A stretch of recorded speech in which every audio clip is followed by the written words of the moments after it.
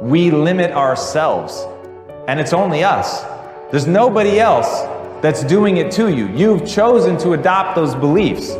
And once you push yourself outside of that comfort zone, what becomes possible is absolutely miraculous.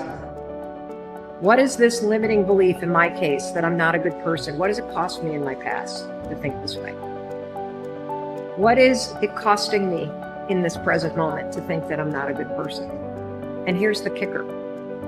If I don't evolve this, if I don't get deliberate, what is it going to cost me in the future to continue to think that I'm not a good person? And the law of attraction is one that works like this. You get back from the universe, from the world, what it is that you put out there in the world. And if you're putting out there into the world that I am not worthy of attracting something beautiful into my life, that the universe will respond back to you with exactly that message. If I'm lying to you about who I am, or I'm lying to you about whatever, there's no starting point. There's a false reality. You have to create the real reality. It would be better for you to act towards an end that makes everything that's good better. That's the best way to live, to make everything that's good better. And maybe to restrict the development of everything that's malevolent and evil within yourself and in the broader world, insofar as you're able to do that. And so I think that's an expression of love, is that because when you love something, you care for it. And the proper attitude towards being, I think, is care. The best thing about life is tomorrow never happens. Yes? If you just know how to deal with what's now, you know how to deal with your entire life. This moment, if you know how to manage your thought, your emotion and your body, rest drama outside happens. But if this is like this will be joyful and wonderful no matter what's the drama around you. Yes? Oh, what if this happens, what if that happens? Yes, all those things can happen. But you came here to experience life, not to avoid life, isn't it? This is about being able to think like a champion, know what goes on in their heads, understand how you can relate it to your business and whatever you do to take yourself to the next level. And I'll tell you, if you fight with all you have, more often than not, you won't go down at all. You will win. But you have to make that attitude a part of your everyday life. Do the extra repetition. Run the extra mile. Go the extra round. Make the right choices. Give the full measure. Make yourself stronger. Every day, comfort you versus growth you are in a fight. There's a war going on inside you. Comfort you versus growth you. Every day there's a fight, there's a battle, there's a war going on. And you need to decide who's gonna win the fight. It's a daily thing. And the more growth you wins against comfort you, the more you start to grow, the more you start to hit your goals, the more you start to have an impact, the more you start to love yourself.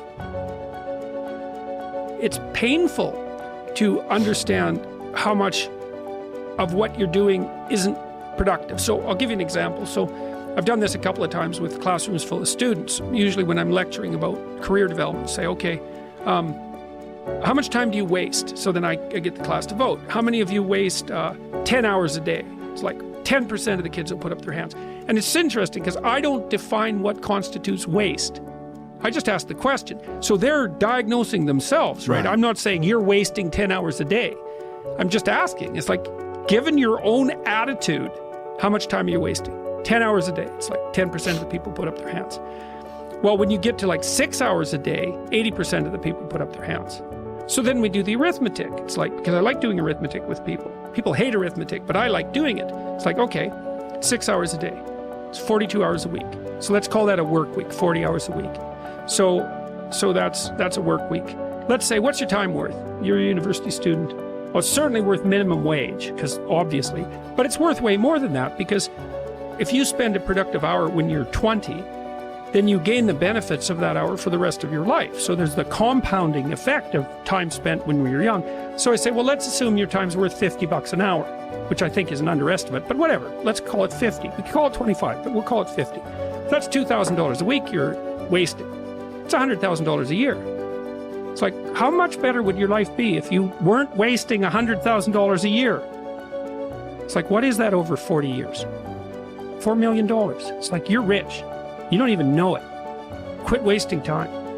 By your own definition. It's like people shake their heads. Well, I never thought about it that way. It's like, yeah, think about it that way. Don't waste your damn life.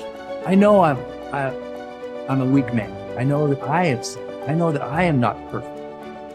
But if I could have a person who's so much wiser than me, if I could look out into the future and my highest, best, strongest, happiest, boldest self could step into the situation, how would my better self advise me now?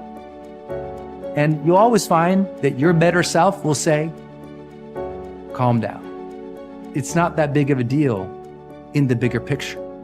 You're stronger than you know. Believe in your ability to figure this out. Take a breath. Take a couple breaths. Know that you could make the situation awful and make yourself feel bad, but that's your choice. Your highest self would tell you, you know what? Handle this well so you can respect yourself later. Your best self would say, handle yourself well now, just to prove that you can. Your best self would say, you know what? If you handle yourself now, you'll have fewer regrets later. Your best self would say, you know what? Instead of being angry, try to be compassionate. Because from compassion and love comes a greater power to influence than you'll ever have as an angry little child. Oof, your older self, they'd tell you, they'd learn you. They'd give you the messages that you needed to hear.